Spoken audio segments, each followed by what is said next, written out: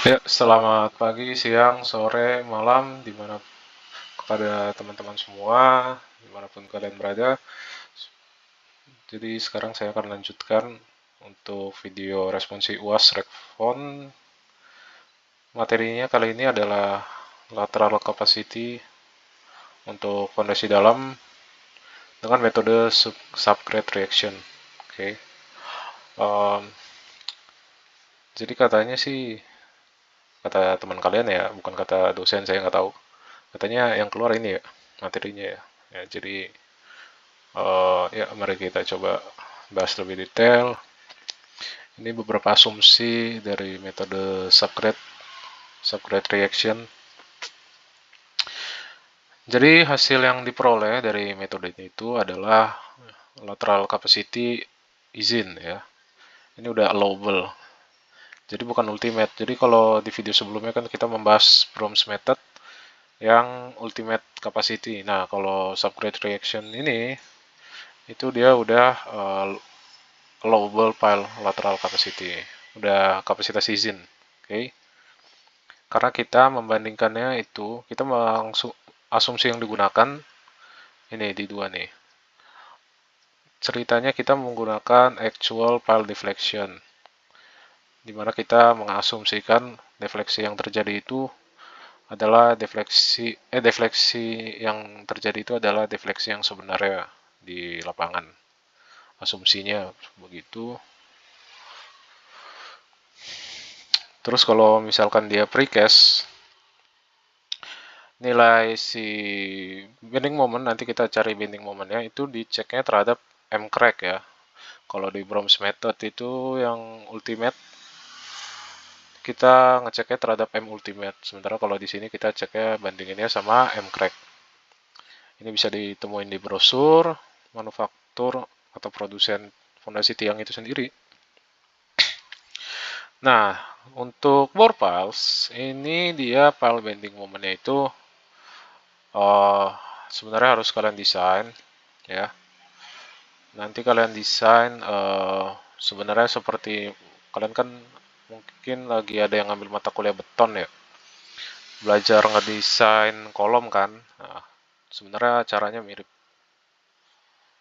Basically seperti cara kalian ngedesain kolom aja sih. Desain dulu bebannya, terus desain penampangnya, desain tulangannya dan segala macam. Nanti dapat nilai MX, M maksimum yang bisa dialami si tiang gitu kan. Nanti cek terhadap M ultimate. M ultimate itu dapatnya dari PM diagram. Ya, PM diagram. Kalian kan juga di beton belajar PM diagram kan? Nanti kalian bisa cek sendiri. Kalian bisa bikin sendiri juga. Itu ada aplikasi yang memudahkan juga sih. Misalnya kayak apa yang namanya ya? SP Column apa? Ya, saya dulu sih pas nanti di PPI mungkin bakal kepake sih ya teman-teman ya. Kalau ngedesainnya kalian pakai bore file. Saya dulu pakai SP Column buat ngecek capacity bore file yang saya punya gitu. Sebenarnya bukan capacity bore file sih, adalah nanti kalian bisa alami sendiri dan pelajari sendiri untuk PPI. Anyway. Nah, untuk metode subgrade reaction ini ya, dia punya beberapa kelebihan. Ya, pertama dia cukup simpel perhitungannya, karena nanti perhitungannya rumusnya eh, nggak terlalu banyak sebenarnya. Rumusnya sebenarnya sama aja sih. Ya, untuk kondisi tanah apapun itu ya. Habis itu dia juga mengconsider berbagai faktor non linear. Dia ada berbagai faktor lah. Beda sama sebelumnya kan Brom's method ya. Dan ini juga banyak dipakai untuk waktu yang lama dulu ya, dulu sebenarnya sih. Kalau sekarang kita lebih ke ya, ini ada kekurangannya ya. Ini kekurangannya untuk metode subgrade. Ini pertama dia menghiraukan kontinuitas dari tanah. Maksudnya gimana? Nanti saya jelaskan. Lalu si nilai modulus subgrade reactionnya ini itu bukan dari tanahnya gitu ya. Kita asumsinya itu nilainya bergantung pada fondasi dalam itu sendiri sama defleksi, nilai defleksi yang udah kita tentuin nantinya gitu. Nah, ini jadi sebenarnya konsep dasar sih sebenarnya. Kita sebenarnya menganggapnya itu nanti si palin itu sebagai beam. Jadi anggaplah kalau misalkan beam ditaruh di permukaan tanah gitu, terus dibebanin, dia kan bakal melendut begini ya. Nah, tanah itu dia akan memberikan perlawanan-perlawanan seperti itu. Nah, asumsinya perlawanan itu bisa dianggap sebagai pegas ya, ada pegas di situ dalam rentang jarak sekian-sekian gitulah misalnya kan. Nah, jadi reaksi tanah terhadap balok yang melendut ini itu diibaratkan sebagai pegas-pegas berikut gitu. Nah, kalau kalian baca di sini, reaksi si pegas ini itu masing-masing ya, dia individual. Oke, dia individual sehingga misalkan si beamnya ini kita jadikan sebagai fondasi tiang kita, jadi kan bentuknya vertikal gini ya. Nah, misalnya anggaplah seperti ini. Ini fondasi tiang kita, terus ada beban beban aksial, lalu juga ada beban lateral, lalu di sini juga tentunya terbentuk beban momen ya. Kurang lebih tanah itu akan mengalami reaksi sebagai berikut ya, karena kan fondasi kita mengalami gulingnya kurang lebih begini ya, perputaran fondasinya. Jadi yang bagian jadi ini anggaplah di sini titik putar, yang bagian di atas titik putar ini dia ke kanan mendorong tanah, sementara yang bagian dari titik putar ke bawah dia mendorong tanahnya ke kiri ya. Jadi ada reaksi sebagai berikut ya kan. Nah, sehingga jika dimodelkan seperti yang ini tadi ya, spring sebagai pegas, itu kurang lebih sebagai berikut. Nah, sebagai berikut, terus nilai K-nya itu ya sebenarnya kan P per Y ya. Jadi P-nya itu bebannya, Y-nya itu jarak ininya. Sebenarnya sih sama aja kayak ngitung pegas biasa ya. F kan sama dengan K kali X ya. K itu koefisien pegasnya, X itu jaraknya dari titik A ke titik B ya. Anyway, nah kalau kalian lihat tadi kan kekurangannya itu dia mengabaikan kontinuitas soil gitu ya. Nah ini maksudnya mengabaikan itu kurang lebih sebagai berikut, di mana karena pegasnya ini dia memiliki reaksi sendiri di satu titik tertentu, dia seolah-olah mengabaikan sifat tanah yang sebenarnya kontinuitasnya itu ada gitu kan. Tanah itu kan uh, ada interaksi antar partikel-partikel gitu ya. Nah, konsep dari si spring ini mengabaikan konsep kontinuitas tanah tersebut. Jadi dianggapnya di koordinat tertentu dia punya pegas sendiri ya. Kurang lebih seperti itu. Tapi sebenarnya apakah konsep model seperti ini masih dipakai sampai sekarang masih ya. Jadi sebenarnya kita lebih enak sih kalau sekarang itu kita analisisnya itu analisis dengan software itu pakainya metode finite element method ya.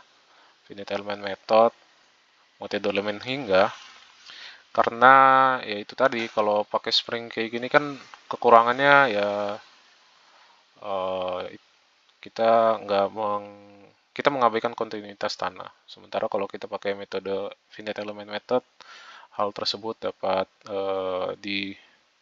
kompensasi lah ya. Karena kan kalau FEM kita sebutnya itu kan tergantung ukuran mesh ya, semakin kecil meshnya semakin semakin detail lah untuk perhitungannya. untuk perhitungan modelnya. Oke.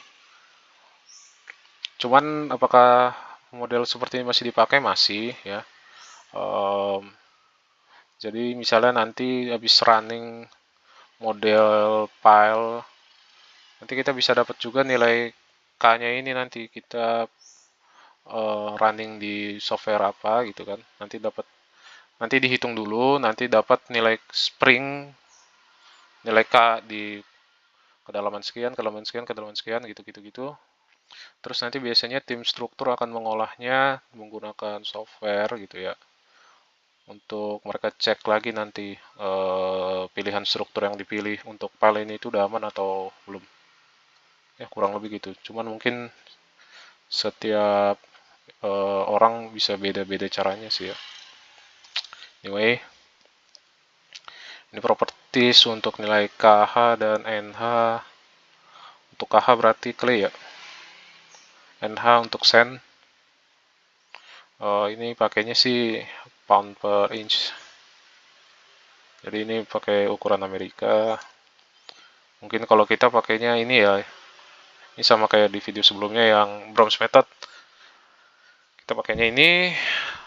Sekali lagi diperhatikan nanti tanahnya apakah ada MAT-nya atau enggak ya. Oke, lanjut. Ini sebenarnya ada penurunan rumusnya dan segala macam, cuman seperti biasa karena untuk UAS, jadi kita skip aja. Kita fokus pemahaman dasar aja, pemahaman dasar secara umum, dan kebutuhan kalian untuk dapat tahu cara menghitungnya gimana. Oke? Nah, jadi sebenarnya misalkan ini fondasi tiang kita, lalu dikasih beban QG, terus muncul beban MG gitu ya. Panjang tiangnya LS. Sebenarnya kan ada istilahnya berbagai efek yang muncul ya akibat kedua beban ini ya. Tapi yang penting kita pahami di sini untuk kebutuhan UAS, kemungkinan besar biasanya sih yang muncul hanya A dan C. Di mana A itu adalah defleksi, sementara C adalah momen. Oke. A itu defleksi, C itu momen. Ini kan ada turunannya ya, ini kalian bisa baca sendiri aja. Sehingga, nah sebenarnya Y ini adalah defleksi ya, defleksi. Biasanya sih kita asumsinya defleksinya on top of pile ya. Jadi Y ini adalah defleksi yang dialami oleh si fondasi tiang kita, oleh si pile. Jadi sebenarnya dia itu fungsi dari ya macam-macam ini nih, variabel-variabel ini. Makanya tadi kan kita lihat di awal asumsi subgrade reaction method itu dia banyak faktor-faktornya ya, faktor non-linearnya cukup banyak, menjadi salah satu faktor positif kelebihan dari metode ini dibandingkan metode yang lain gitu. Oke. Ini rumus yang biasa dipakai, nanti juga kalian ketemu lagi T ini ya. T ini kalau T berarti buat sand ya. Kalau R dia buat clay. Oke. Ya jangan lupa ini nanti cek lagi materinya. Jadi nanti ada yang namanya Z, itu depth coefficient, itu sama dengan X per T. X itu adalah kedalaman tertentu dari permukaan tanah ya, dari permukaan tanah. Sementara untuk nilai Z maksimum ya, maksimum depth coefficient itu kita dapatnya dari L per T. Oke. Nah, di sini ada gambarnya. L itu panjang tiang yang tertanam di permukaan di tanah ya, di bawah. Jadi dari permukaan tanah ke bawah sampai ke ujung tiang. Itulah Z max. Oke. KH sama dengan NH kali X, ini berarti untuk clay ya. Ini untuk clay.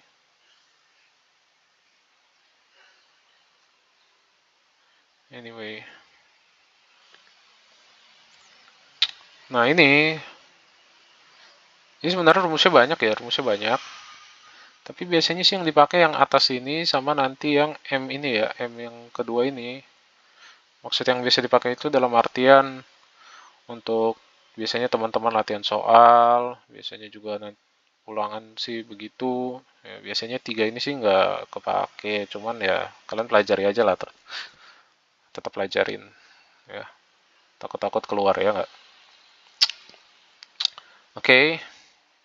Jadi selalu ada yang namanya faktor A dan B ya. Faktor A itu akibat beban lateral, sedangkan faktor B itu akibat beban momen. Oke. Nah, rumusnya ini di sini udah ada ya kan. Kalau defleksi X ya, misalnya ini defleksi X sama dengan AY dikali QG T pangkat 3 per EI. Ini yang akibat lateral load. Kalau momen itu BY kali MG T pangkat 2 per EI. Oke. QG itu adalah kapasitas, kita bilangnya kapasitas lateral izin ya berarti ya tadi ya, kan udah allowable ya. AY ini koefisien lateral load untuk defleksi ya. Koefisien defleksi akibat lateral load. Ini sementara untuk BY itu adalah koefisien defleksi untuk yang dipengaruhi oleh beban momen. Oke.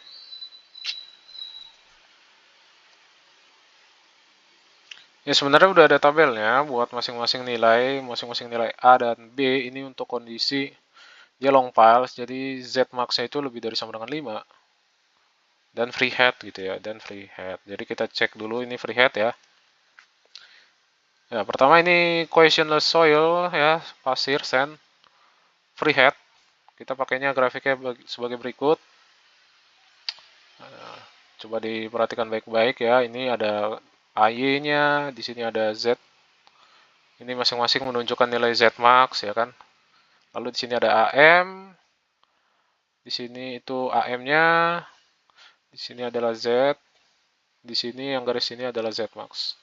Di sini dikasih istilahnya adalah ilustrasi kurang lebih jika suatu part dikenai beban seperti ini, di sini itu adalah reaksinya, terus kira-kira dari mana muncul nilai ini gitu kan.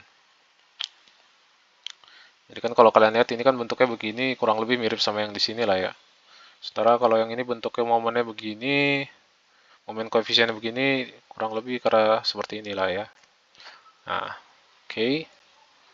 Lalu apalagi yang perlu diperhatikan? Sini yang perlu dilihat dan diingat ya teman-teman ya. Jadi kalau kalian lihat sebenarnya nilai jika nilai Z max kalian itu 5 atau 10, ini grafiknya ini sebenarnya berhimpitan gitu untuk nilai defleksinya.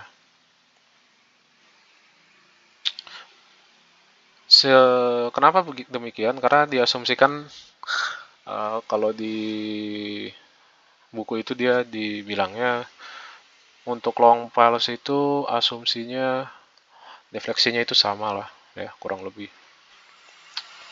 Makanya grafiknya itu dia berhimpitan gitu kan 5 dan 10.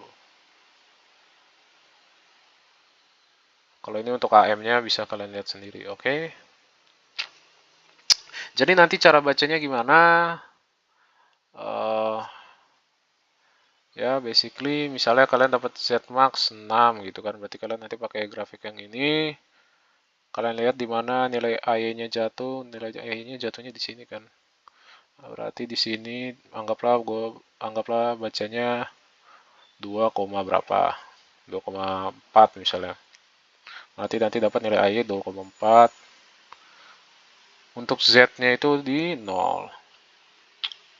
Sementara untuk AM-nya 6 berarti ini kan 5 dan 10 yang ini ya. Ya anggaplah di sini nanti tarik ke atas. Misalnya bacanya 7,8. Nah, 7,8. Berarti AM-nya 7,8 itu dapatnya dari misalnya tarik ke kiri itu Z di 1,3. Artinya nanti kalian bisa dapat kedalamannya. Karena kan kedalaman itu nanti kan nilai Z itu kan tadi kan Z itu kan X per T ya kan. Misalnya kalian dapat tadi 1,3 Z-nya, Berarti nilai X-nya itu bisa dapat dari Z dikali T. Oke, jadi kalian bisa tahu nilai momen maksimum yang mungkin dialami si file ini itu di kedalaman berapa dan nilainya berapa. Ya, nanti saya ada contoh soal. Anyway,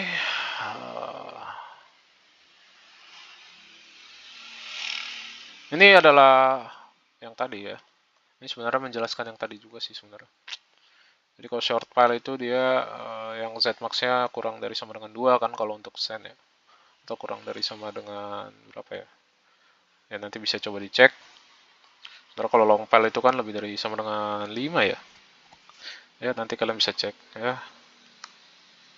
Jadi sebenarnya dengan subgrade reaction method ini juga sudah mengakomodasi kebutuhan teman-teman dalam mendesain dia itu short file atau long file itu udah ada ya. Dan di satu grafik ya, satu grafik rumusnya pun sama yang dipakai. Ya, beda dengan Brom's method di video sebelumnya. Itu kan beda grafik, beda rumus ya. Sama beda asumsi. Nah, di sini yang juga mau dilihat. Jadi sebenarnya ini dari materi PPT kelas aja sih ya, teman-teman ya. Cuman mungkin ada yang masih kurang jelas. Jadi sebenarnya maksudnya ini apa? Jadi nilai bending moment maksimum pada PAL itu diindikasikan, direpresentasikan oleh koefisien momennya ya, si AM-nya. Jadi kan kalau misalnya dilihat kan ini akibat beban QG terbentuklah kurva bending moment di PAL itu sebagai berikut ya. Sebagai berikut, karena ini free head jadi nggak ada momen di ujung tiang atasnya. Nah, dia nilai momen maksimumnya itu akan berada di titik tertentu, misalnya di sini, di kedalaman tertentu dari permukaan tanah. Nah, itulah yang direpresentasikan oleh grafik berikut ini, ya. Sehingga di sini dia bilangnya located at different Z values depending pile relative stiffness, ya. Jadi tergantung nilai maksimum pile bending momennya itu tergantung daripada nilai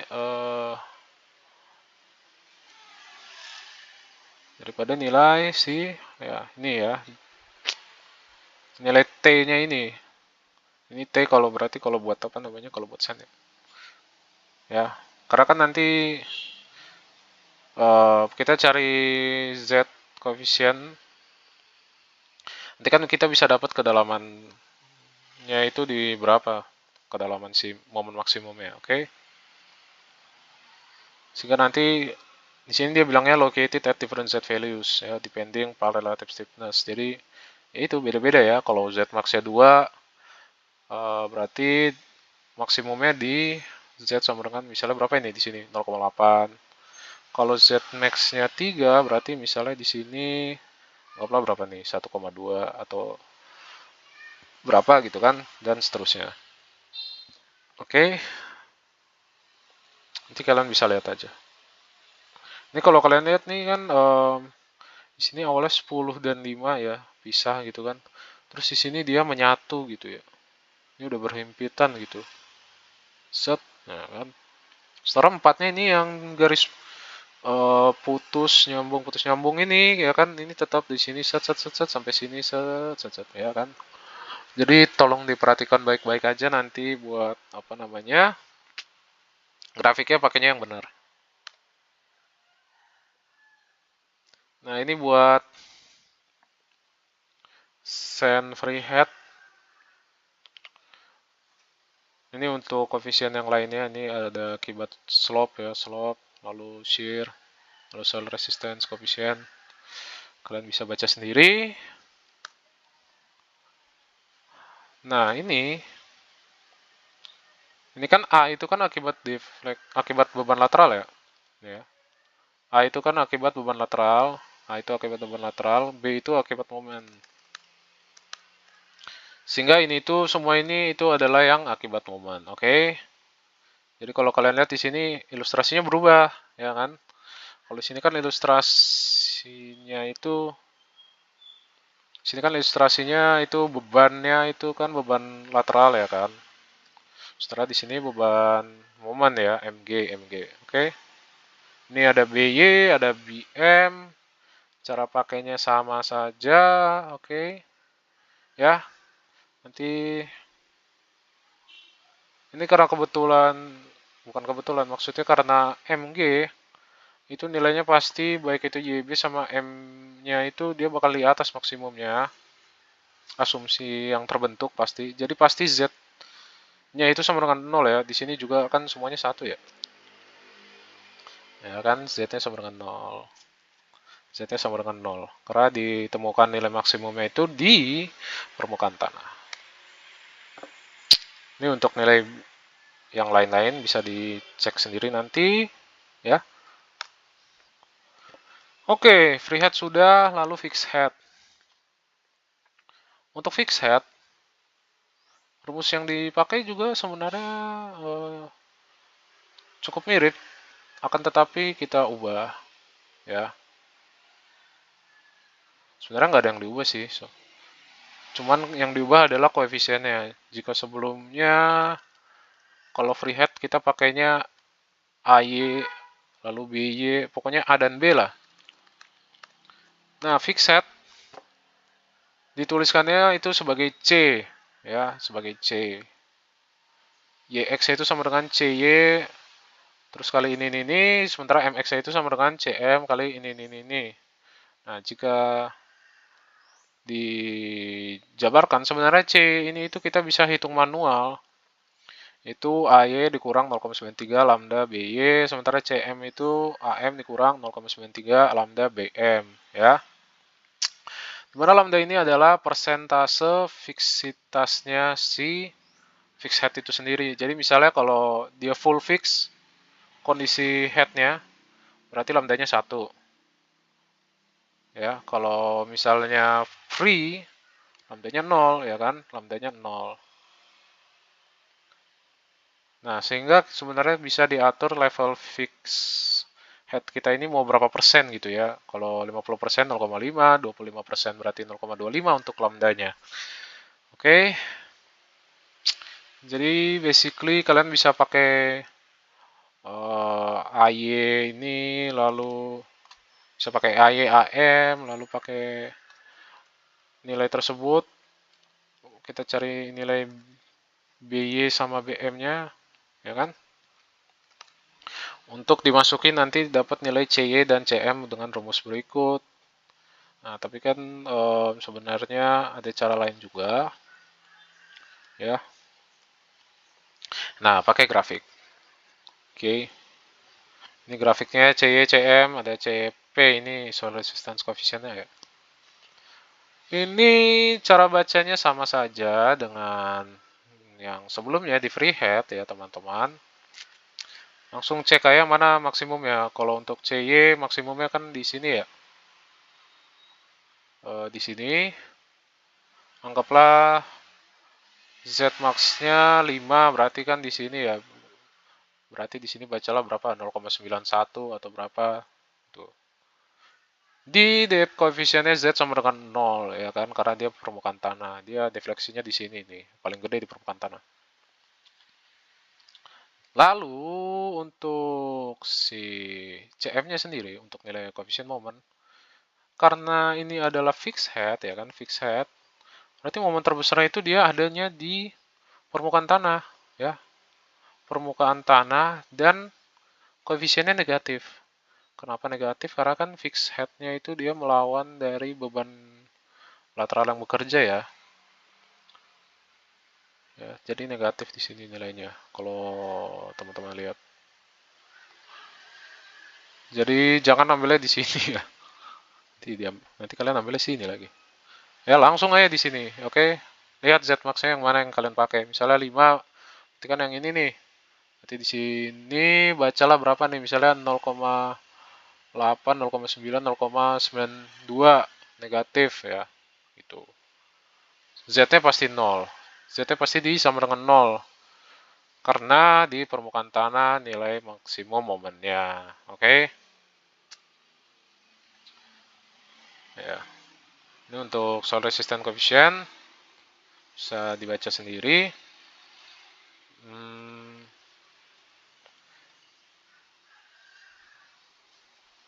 Jadi nanti sebenarnya rumusnya yang dipakai ya sama-sama juga ya. Ini juga ya. Ini rumus ini nanti tinggal kalian ganti aja. Berarti kalau misalkan ini kan free head, kalau fixed head berarti nanti jadi CY ya. Ini CY, CY, CY, CY, CY, CY, CY, C, C, C semua. Oke.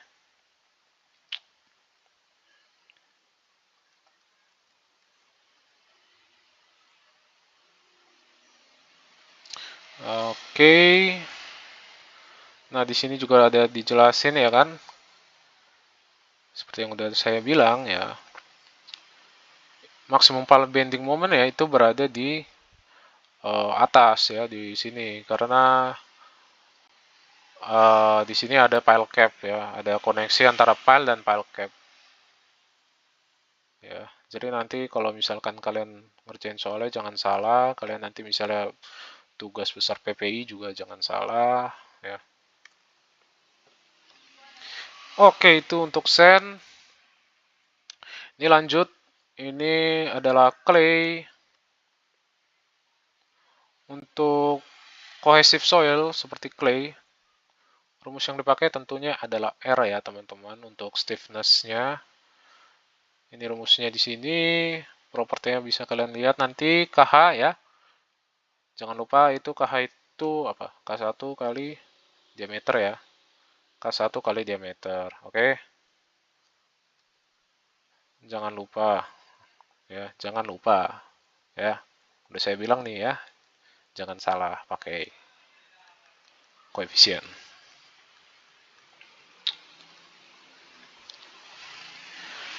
Zmax-nya L per R. Nanti bisa ditentuin long pile or short pile dari nilai Zmax ini. L per R-nya.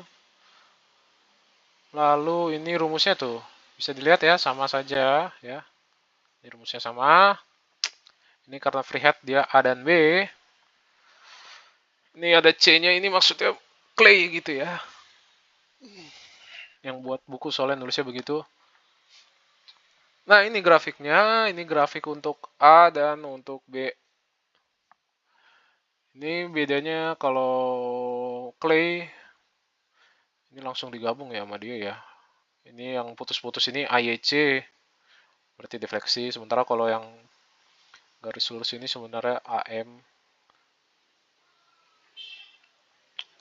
Lalu kalau yang ini ya bisa dilihat juga ya ini BC, yang ini BMC. Jadi kalau kalian lihat, itu kan akibat lateral load ya.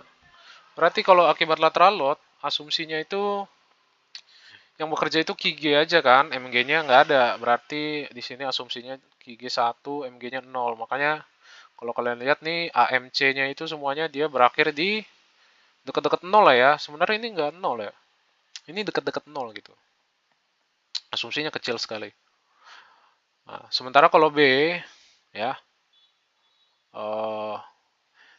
di sini ada BYC dan BMC. Ini ada nilainya ya.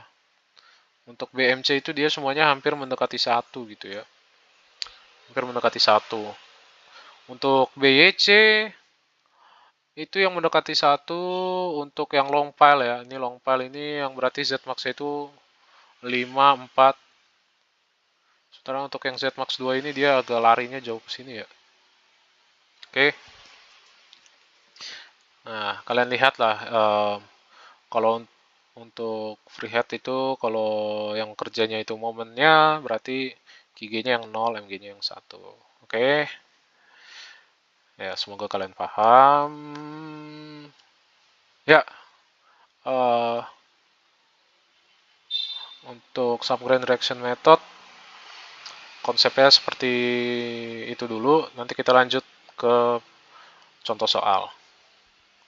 Ya, semoga dapat dipahami. Semoga video ini dapat bermanfaat. Terima kasih.